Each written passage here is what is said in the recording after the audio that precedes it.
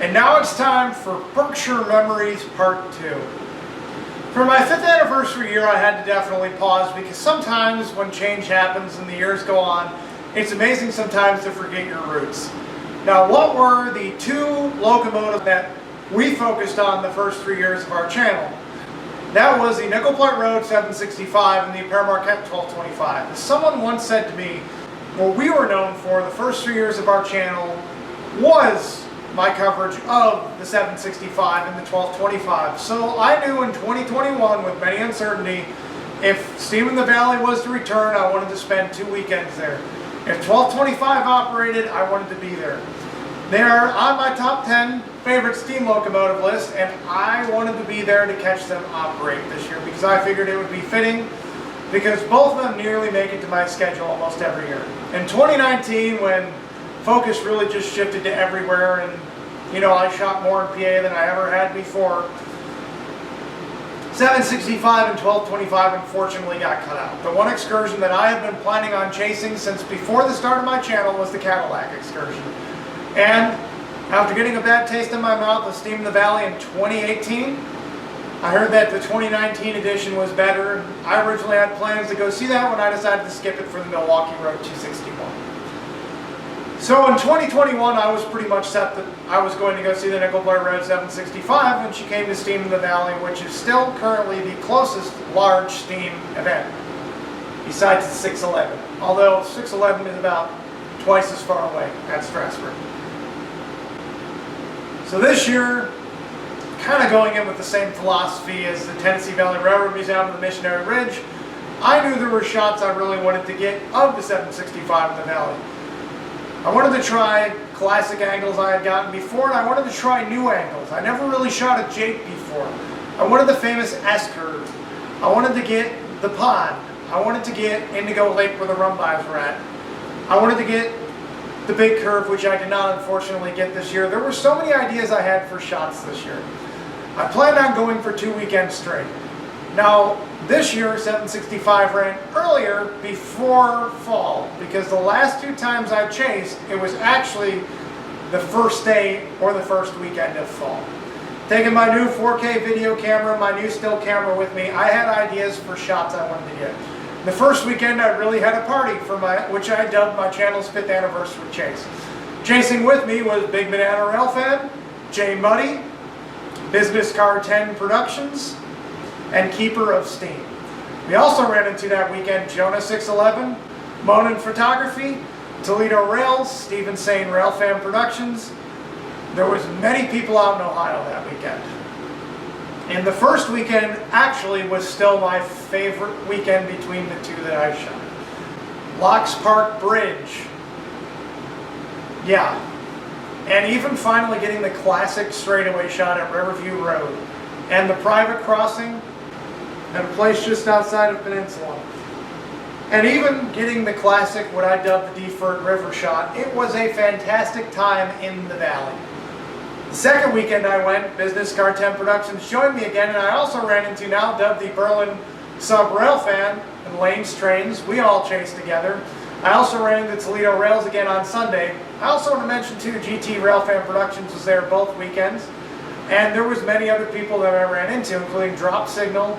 And I apologize, there's a few of you I can't remember. The second weekend was good. I really went for more new angles. I wanted to try and redo the river shot.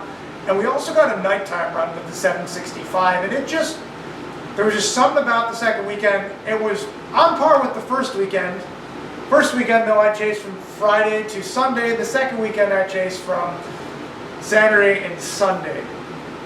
And pulling all that together, it was really worth the effort. And this, hands down, is still my favorite video so far I've shot.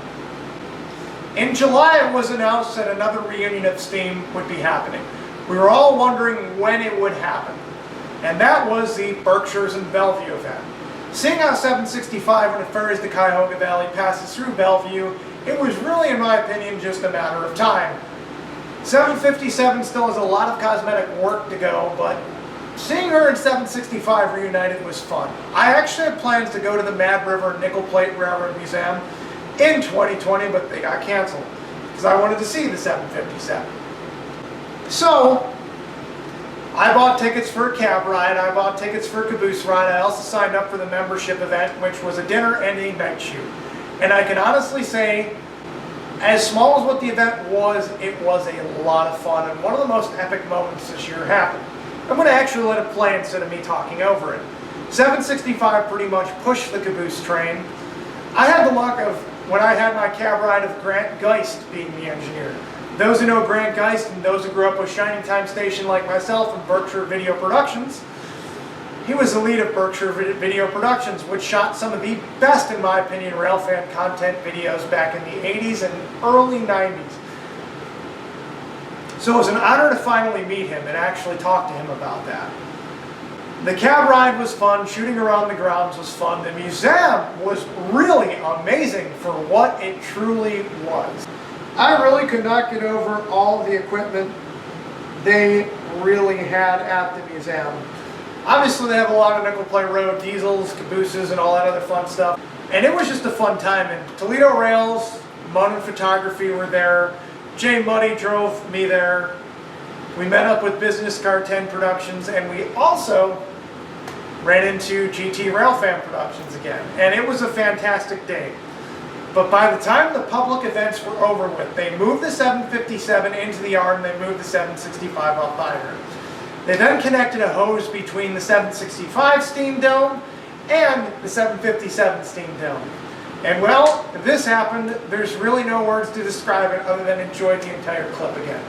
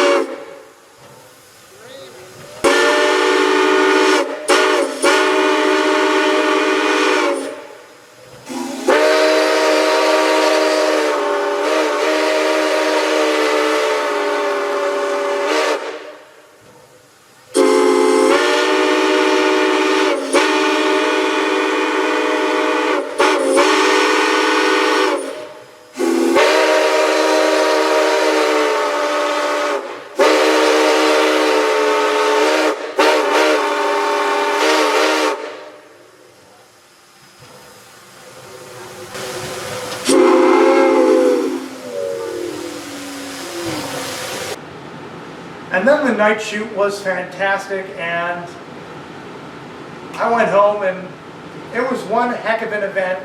Props to all the parties that allowed for it to happen, and that pretty much ended the 765's operation in 2021. I look forward to returning to Steam in the Valley this upcoming year.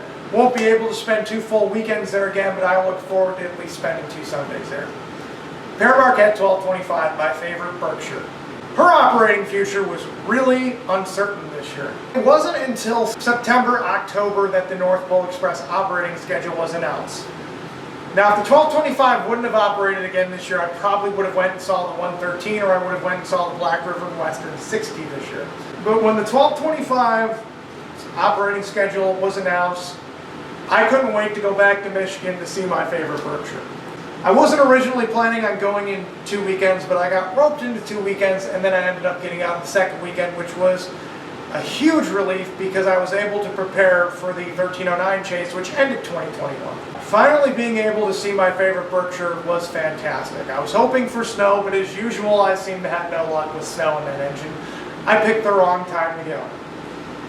But she was in my favorite appearance, no flying number boards. As you all know, I appreciate the 1225 in her original appearance. She just looks more unique to me without the flying number boards. If I wanted to see a Berk with flying number boards operate, I'd go see 765. I went the weekend and I chased with the Nuga Railfan and Thomas, and we also shot a very Nuga Christmas. I also ran into, again, Toledo Rails, Max Railroad, Jonah 611, Monin Photography, and I feel there's a few other people we saw that weekend, but I just can't pull it off the top of my head, again, memory. While this year she had a short and consist like 765 did in the Valley, she had an LTX at 40 on it. And I didn't make the call to not go to second weekend until literally the Friday beforehand when my hotel canceled on me. And yeah, so I was hoping to get more shots of the F40 unit, but I did not. Day one, if you've ever shot North Pole Express, it absolutely sucks when the sun is out because the sun is low and it makes any shot at the front of the 1225 backlit. But I did okay. I didn't think 1225 put on the show that she normally does. But the night run was cool, except there was one issue with my video. For whatever reason, I blame rush editing. I missed a shot, and it is probably my favorite nighttime shot of the 1225 operating at speed through LC.